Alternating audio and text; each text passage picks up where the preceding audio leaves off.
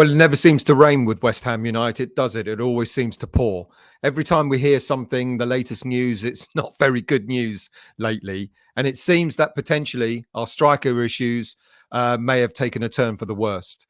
In the training video issued on the club's website on Wednesday, there were a number of players who did not appear in the actual video itself. Lucas Fabianski and Alphonse Areola were both missing, with under 21s keeper Christian Heggie taking train alongside our third choice keeper, Darren Randolph. Now, look, we're aware that Areola has sustained a hip injury that he's had for the last couple of weeks, and it doesn't look like he'll be available for the game against Everton. But no news about Fabianski. It was just weird that he wasn't seen in the video himself. And it's suggested that quite possibly Fabianski is going to be out of the game against Everton as well. And it looks as if quite possibly our third choice keeper, Darren Randolph, might be in charge, might be in goal for that game. Long-term absentee, as we know, Maxwell Cornet is not available, and we don't know when he's back. And also, just to add salt to the wound, Craig Dawson has apparently refused to train whilst the ongoing saga with his potential transfer out of the club is ongoing. Shame. We understand why Dawson wants to leave, the personal reasons, etc. And I kind of get it that he doesn't want to train with West Ham because he wants to move on. But I hope this doesn't end in an acrimonious way. I guess there's one plus side, and that's Kurt Zuma was seen in the video, and he was seen taking full part in the training. And it looks quite obvious that he'll be finally partnering Naif Agurd in the Premier League for the first time this season, I believe. So that's good. However, on the downside, as I've already said, it looks like Gianluca Scamacca was missing. And it's been suggested that he's picked up the injury again that he sustained in the game against Leeds, the knee injury. And of course, we all got upset, didn't we, at the weekend when he didn't start the game against Wolves, and now quite possibly, and he came on quite late, and now quite possibly we understand maybe he wasn't fully match fit, and Moyes took a risk to bring him on. And maybe that's made the actual injury, the knee injury that he sustained against Leeds, it looks like it's made it worse. I've been advised that there is a possibility, there's a chance that he'll be out for a number of weeks, and it could possibly be up to a month. Couldn't come at a worse time, really, could it? We're third from bottom in the league with a massive 6-pointer against Everton on Saturday, where a win could propel us up to 14th place in the league, dependent on results around us. Or it can plunge us to the bottom of the league if we lose and Southampton win or draw their game over Aston Villa. Now, alongside Nottingham Forest and Everton, we have the second worst goal scoring record in the league with only 15 goals after 19 games. And only Wolves have a worse record than us with 12 goals. And look what happened last week. They still beat us. So to lose our joint top goal scorer for this season in the Premier League is certainly a calamity at this stage. Having said that, our joint top goal scorer has only got 3 goals in the league, which isn't a great return. If Scamacca is injured, I'm not aware at this stage how severe the injury is. But if he is out for a month, then we're in desperate need to bring in reinforcements before we start running out of games to start winning. I think we need to win a minimum of 8 games of the 19 we've got left. And maybe we need to win 9 just to make sure. So with that in mind, is David Moyes going to pull off a bit of a Harry Redknapp situation? I don't know how many of you can cast your minds back to 1997 when he brought in 2 strikers, which basically saved us from relegation. John Hartson and Paul Kitson scored 19 goals between them in the league when they arrived in February 1997, which effectively saved us from relegation that year.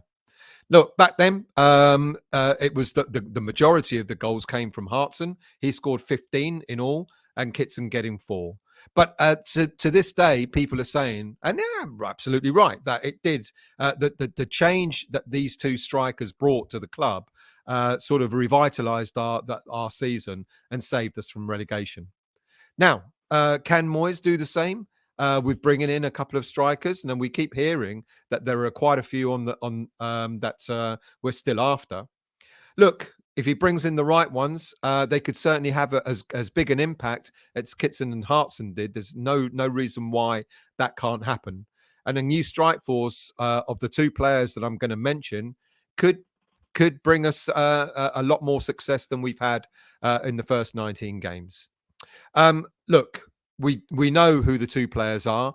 The news broke out again earlier on Wednesday, or a late evening on Wednesday, that we're back in again for Danny Ings. Look, I suggested this, or I talked about Danny Ings a few weeks ago, and I wasn't really sure whether we would have any chance of signing the player. But things have changed. Things change quite quickly, especially in the transfer market. Sky Sports have suggested that we made an offer in the region of around £12 million for a permanent move. West Ham initially asked about a loan deal, but Villa didn't want to send the player out on loan. But now that they've signed a permanent deal to bring in John Duran from Chicago Fire, they're much more willing to allow the player to leave. But they still want a bit of a return in order to recoup some of the money that they paid for Duran. Will he sign in time to play against Everton at the weekend? I guess we're just going to have to wait and see. But apparently we have made a bid, so we're just waiting to see if that bid is going to be accepted, and then we'll just crack on with personal terms for the player.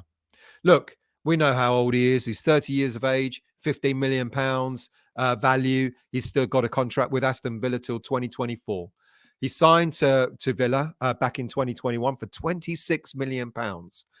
He's made 350 career appearances so far, 120 goals, 37 assists, but he has missed 115 games in his career through injury. This season alone, he's made 21 appearances with 7 goals and 2 assists, but no injuries at all, which is good.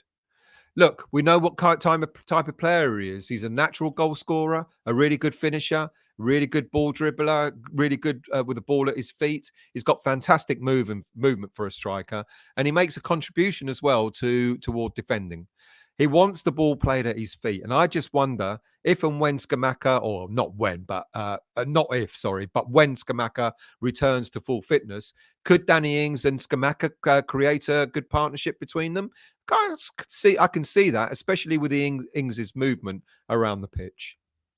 The other player is Terem Moffi. Look, we've been linked to him for quite a few weeks now, contracted to Lorient until 2024. He's valued at up to about £30 million, 23 years of age.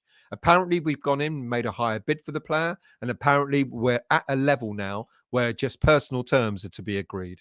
The player himself preferred a move to Nice, but Lorient are unwilling to sell their player to a French rival, especially with Lorient doing so well in the league this season. And by selling the second top goal scorer in the French league to one of their rivals could mean that they will miss out on a European place. He is second in the league behind Kylian Mbappe. He signed from KV Kortrijk, a Belgian club, to Lorient in 2020 for £6 million. He's made 140 career appearances so far, 61 goals, which is a really good return, and 7 assists. No injuries, major injuries throughout his career. This season alone, he's made 18 appearances. He's scored 12 goals with no assists. He's missed, again, like I said, no injuries at all. So what type of player is he? He's regarded as one of the most talented players in the French league. He's got a great physical presence. He doesn't make any assists, but he does get heavily involved in build-up play, and he drops deep to get involved. Again, a great four that could be for Scamacca when he returns. He's a player that covers more or less all the pitch, but mainly down the middle. But he can go wide. He drops quite deep. He's a good defender as well. He's got like a 97% defensive win rate. And he's a bit of a goal poacher as well. He's scoring most of his goals in the 18-yard box. Look, if we know that Antonio's not doing it, but it looks like Antonio's going to be our only senior striker at the weekend. And if that's the case, we do need reinforcements. Could it be that Moyes pulls off something quite fantastic? Like I said, a bit of a Harry Redknapp style transfer window. If he does, I think if he's going for one of those two players, I think it will certainly be Danny Ings. Moyes, we kind of worked Moyes out by now, haven't we? We kind of know that he prefers seniority, he prefers experience over, what he would regard a 23-year-old to be maybe a bit of a gamble. So if he was to go for one of those two players, I think it'll be Danny Ings. I think he's well within our price range. His salary is probably affordable. He's on about 125 grand a week, something like that, which will be a lot. But if it'll be a small price to pay if he keeps us out of relegation by the end of the season.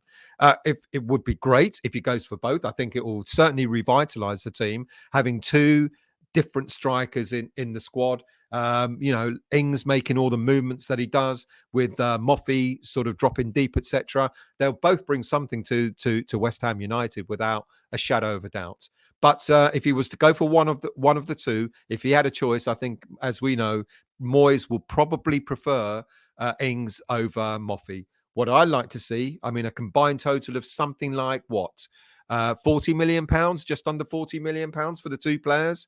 I think that will be money well spent. I think we'll also I know Ings is 30 years of age, but Moffi coming in as well. We've also got players for the future too. It's not just this season, but certainly Ings could give us another season and a half maybe. And Moffi should be a player for the long term. So it will be an investment, not just for the now to get us out of relegation, but it could be an investment for the future as well. We'll bring you more updates when we can, give you more updates on the whole Scamacca thing. From, like I said, just to repeat, from my understanding, it looks like he's had a bit of a recurrence of the knee injury that he sustained against Leeds. And he might have made it worse by coming on as a sub against Wolves at the weekend. If that's the case, from what I've been told, it could be a few weeks out. It could be anything up to a month. But I'm not an ITK. I can only tell you what the information I've been given. I hope it's incorrect. I really do. And I hope we actually see him walk out on the pitch on Saturday, because I think we need him. Thank you all for watching. I wish it was better news. And do stay in tune. If you're new to the channel, please hit the like and subscribe button and the bell notification to let you know when I'm next on. That will help the channel immensely. Really appreciate you listening. And I'll see you all very soon.